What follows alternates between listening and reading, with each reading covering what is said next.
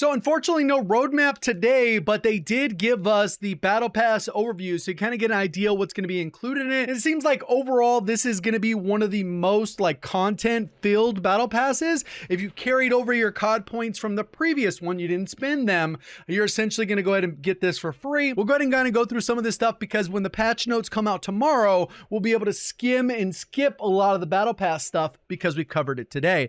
So overall, they do have a little bit of video including it. It says the Haunting is a fast approaching, which is going to be like the mid-season event. Its effects already felt throughout the Season 6 Battle Pass, featuring 100 plus rewards, including 3 additional new functional weapons and Spawn himself. Purchase the full Battle Pass for 1,100. Like I mentioned, you normally get 1,400 within the Battle Pass, I believe. The new season comes, you just use the 1,400 you had before, and you end up with 300 extra, and you do it again and again. And so you should have just been stacking COD points. And then obviously the Black Cell, which we won't spend too much time on just because we don't typically cover that really. And then with every season, I think they pumped out a 6th season just so we get extra microtransactions. There's going to be weapon blueprint, Megabyte, which is a dog like we had with the previous one, where the dog could attack and do an animation. I wonder if this one will also make noise. So if you purchase the normal Battle Pass, you're going to unlock Spawn, Operator, and Al Simmons skin. So this is going to be the one on the left, and then obviously the Black Cell is the one on the right in addition to the one on the left. So this is the standard Battle Pass, like I said, with the 1,100 COD points. And then you're going to get some cosmetics, which obviously this is the normal one, which I think actually looks better than the gold one. And you're typically not using the blueprints anyways, just because when you equip attachments, they end up changing them. So not something necessarily a big value add in my opinion.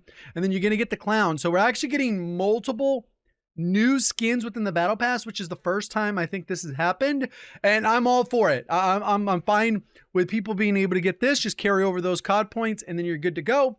And then Black Cell, you get these other ones, which often don't even look as good in my opinion, but obviously that is an opinion. We get the Soul Crusher. You're going to get the one on the left, and this guy's actually seems like pretty dark. Obviously has a little bit of gold on there, so maybe this could be like one of the rose type skins where it's going to blend into the darkness. And then obviously it gets a little bit of gold accents for the Black Cell. Then we're going to get Spawn. This one says that this one's is Sector F8. And I think the normal one looks better than the gold. So that's kind of how you go. And then Gaia, we get the skin for Nova. And then on the left and then the right, they look almost the same. So I don't see much value add there. This one, I actually do like the gold one a little bit better. It has a little glow on it. But that's kind of how that one works. Pretty straightforward. And then we get Burn Spawn. So we're getting even more skins on this one. I think both look cool, but it is what it is, right? Like the Battle Pass, this has to be the best lineup of Battle Passes. I really almost wanted to meme it, showing how little content was going to be in the Battle Pass. But the skins is cool, especially if they have different voice lines and a lot of those things that add to it. Obviously, we still want the different in-game events, good playlist, all those things, but I think we're really just leaning towards MW3 at this point, waiting for the beta next week at COD Next, and then into the beta of PlayStation First, which I know is upsetting to a lot of people, but the second weekend, you're going to get access to the beta as well. Then we'll get Nikto skin, which is, this is Nikto's Spawn.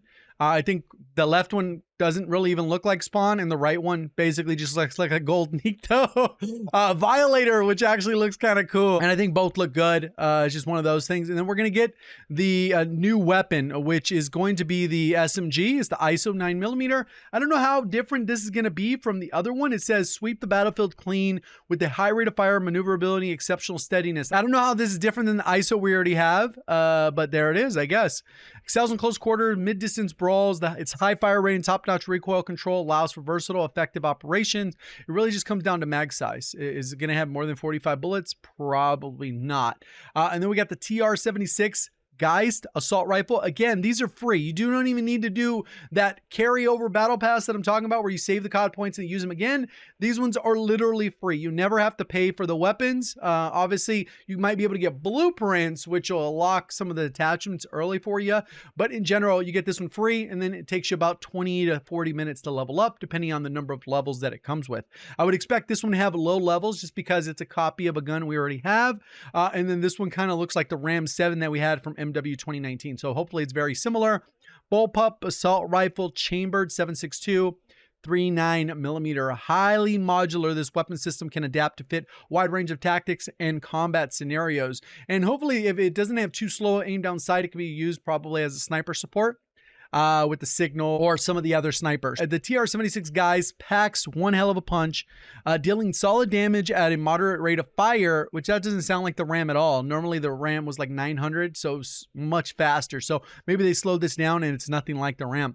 The weapon's strong foundation allows for greater flexibility and attachment choice, improvement in its damage profile with a long barrel to eliminate targets more efficiently at range, or add a laser under barrel close quarter stability for a widely different combat experience. Try semi-auto attachment featuring major mobility boost and high grain ammunition. So that's kind of weird. They have a semi-auto attachment.